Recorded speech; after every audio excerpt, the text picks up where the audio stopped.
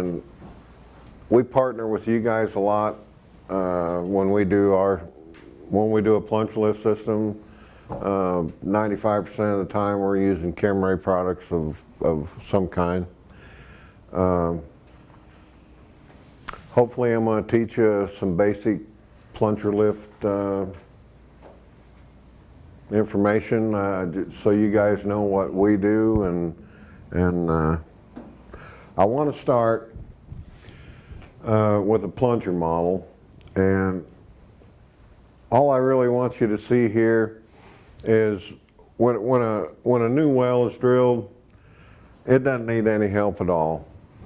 And when you first start seeing signs of loading, one of the first things a company will do, they'll think about intermitting the well. So I'm going to show you what a well looks like when it's intermitted. A lot of companies, a lot of pumpers, they think because they've seen a big slug of fluid come up, when you intermit a well, you're actually just shutting that well in for a certain amount of time to allow that well to build up some pressure. And then you open the well up, and that buildup of pressure enhances your fluid unloading. So when you get a big slug of fluid at surface, you're thinking, man, I really unloaded this tubing, but really you're leaving most of the fluid still in your wellbore. Even though you got a good chunk out at surface and your production comes up, you're still leaving a lot of fluid in the hole. We'll see that when we intermit it, and then I'm going to put a plunger in, and all I really want you to see is the difference. When you put a plunger in a well, it's going to really clean the tubing. You're going to get out with all the fluid you was leaving behind when you was intermitting it, and all a plunger is just an interface between your gas and fluid. And it works extremely well at a low cost. It'll take a little bit to pressure it up here. Y'all can hear me all right, right? Yeah. If y'all have any questions, feel free to ask. I'm not your typical guy.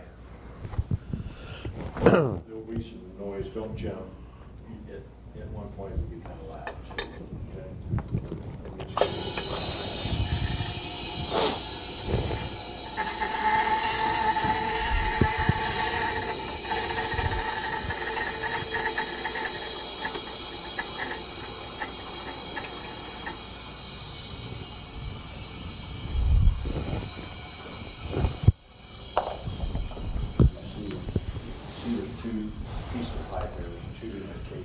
I'm just going to let the timer go through the times I got programmed in. It's like 1 minute off and just a few seconds on. So it'll be about 45 seconds.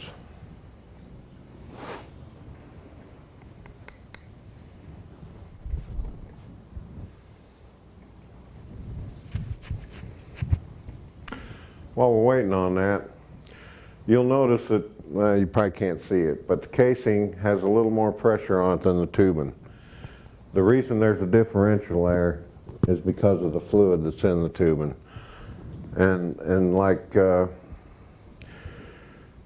bigger the difference between your tubing and casing pressure, the more fluid you have in your wellbore, in your tube.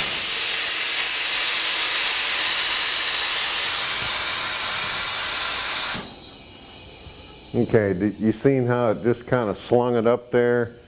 And it's a pretty good simulation. It's not probably exactly what goes on in your well, but it's pretty close. Usually you get out with a good chunk of fluid, but it still leaves a lot of fluid in your wellbore. We'll let it do that one more time, and then we'll put a plunger in. What percentage, Jim, do you think it leaves behind? I think you get out approximately 1/3 of the fluid. The stronger the well, the better intermittent will work for you. And it depends, you can have a strong well and it might make 200-300 barrels of fluid and you're still back to, on the average, I'd say you get out with about 1/3 of your fluid. If you're really getting a good intermittent job, maybe half of it. Now you drop down to your when you drop down to like coil tubing and you're intermittent that, you get, it's more efficient because coil tubing's like a velocity string. 1 3/4 coil tubing, the actual ID of that is 150. And 1.5 coil tubing, the idea of that is 1 1/4 inch, and that's, man, that's like a gun barrel. You get a lot more efficient intermitting on that smaller tubing. Yeah. When it comes to plunger lift, I don't want to put a plunger lift system on a well less than 1.5 inch ID. Your coil tubing, you know, you get down around 1.46 ID. You can do a good job of plunger lifting on that. The 1.5 inch coil tubing, which is where your ID is 1.25, that is too. I'm gonna shut this off for a minute. That's actually too small. You know, your plungers get so small, they become so delicate. You just, man, you can't run them. They'll fall apart. Over here, we are going to put a plunger in this and see how much more efficient it runs. Notice how better we unload our fluid with a plunger.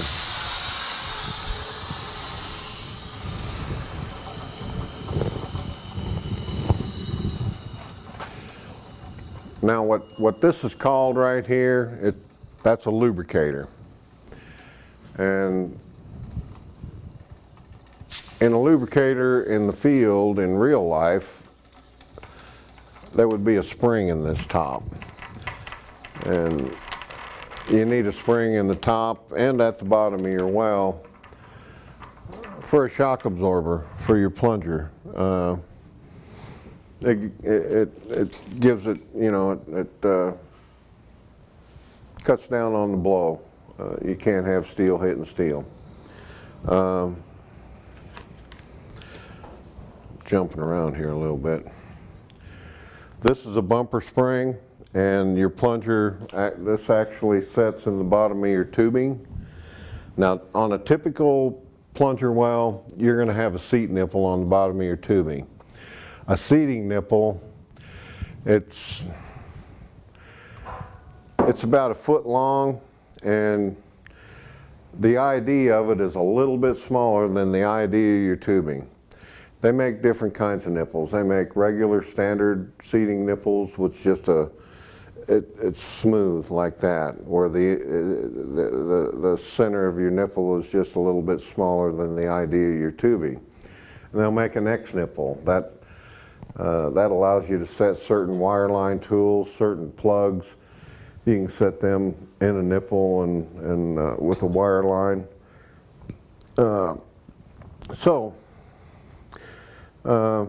Typically you'll drop this, you can run it on a wire line. I just drop them in the hole. And these cups, they're made out of a nylon material, and you size up the cups with the nipple you have. If you got a regular seat nipple, you put regular cups. If you got an X nipple, that's a little bigger. You put a little bit bigger cups in, but you drop that in there, that sets in your seating nipple, and that seals off your tubing from your casing. This is called a no-go. Now, a no-go is a little bit bigger than your seating nipple and a little less than the ID of your tubing. That assures you that this is not going to go through your seating nipple. That's why it's called no-go. Also in these springs, when you seal off in your seating nipple and you actually isolate your tubing from your casing, you can put a ball and seat in this and trap fluid. Now, you don't want to do that on every well. There's certain wells where, let's say you have a packer in the hole, and are these guys familiar with a packer? A packer, you run that on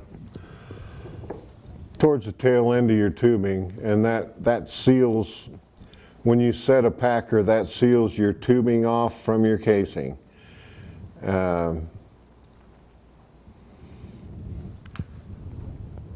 packer almost always is set above all your perforations. I don't know of anybody that would set a packer below any perfs. So, if let's say you had a packer in the hole and you're several hundred feet up from your perforations, when you put a ball and seat in this, as your well flows, fluid comes up into the tubing.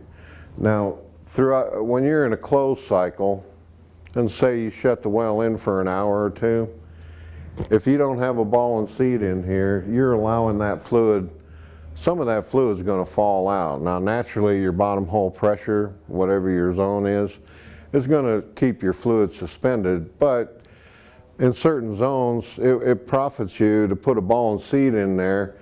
Any fluid that gets into your tubing, it's not going anywhere. So it'll stay right there throughout your closed cycle, and your plunger will be able to bring it out on the next time it trips.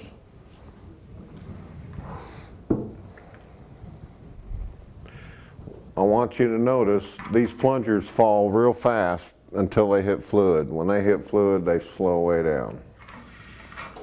And that's really what happens in your well too.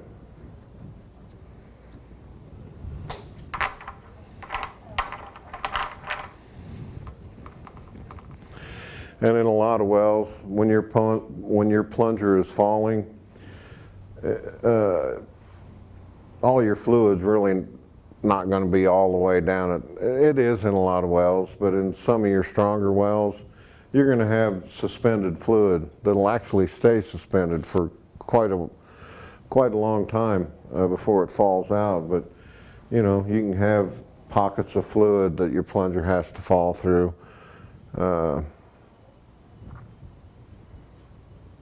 Let's fire this up, and we're going to let this run a few times, and then I'm going to shut this down. All I really want you to see is how much more efficient a plunger is than just intermittent well. Man,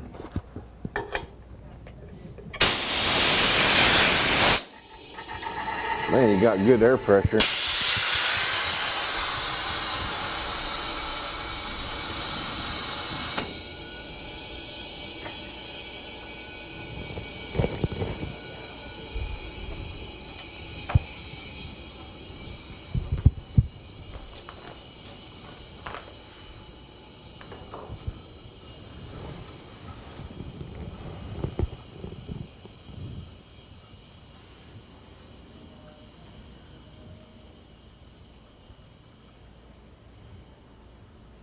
This first time it trips, there's an awful lot of fluid in there, so it may not quite make surface. Next time it'll get leveled out and it'll look pretty decent. We're going to leave that run though a few times, means you're taking a picture of it. So the smaller line is the flow line going to the production equipment on surface. That's what it is. We call it flow line. But that's coming from the wellhead over to the separator, the gas unit, whatever is on location. So that's what that smaller line is running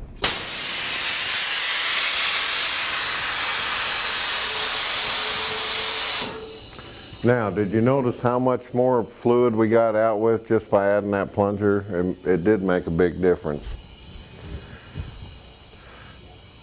Now, if this was on a real well, your lubricator is really going to look like this, only it's going to be bigger. And we would come out of here and we would, usually we'll put a 2200 motor valve there. Now that we're getting into these horizontal wells a lot, we're starting to use more and more like a full port motor valve. Sometimes we're getting into some higher pressure wells. We've ran some of your 4,000 pound motor valves just for higher pressure. But you'll have a motor valve here, and then it'll go from there off into the flow line into your separator.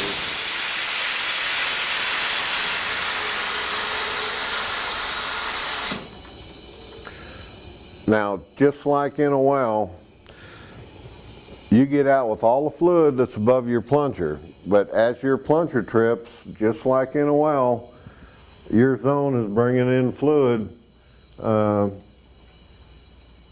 behind your plunger.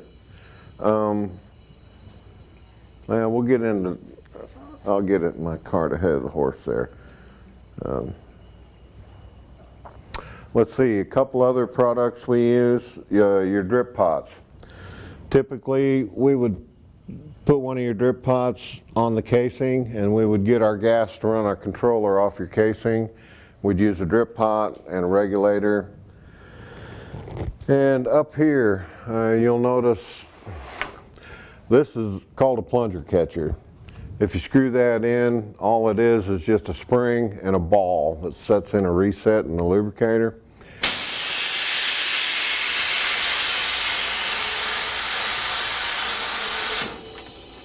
Now if I was to screw this in, it'll catch and hold that plunger. On a lot of the horizontal wells we're doing today, we're running what we call bypass plungers, and we're having, instead of letting them run like we'll get into that, we're using what's called an auto catcher, and like your 1-inch top works, we'll have an adapter that goes here. It'll hook up to your 1-inch top works, and we'll actually hold that plunger as long as your well's flowing. That's another product that we use of you guys.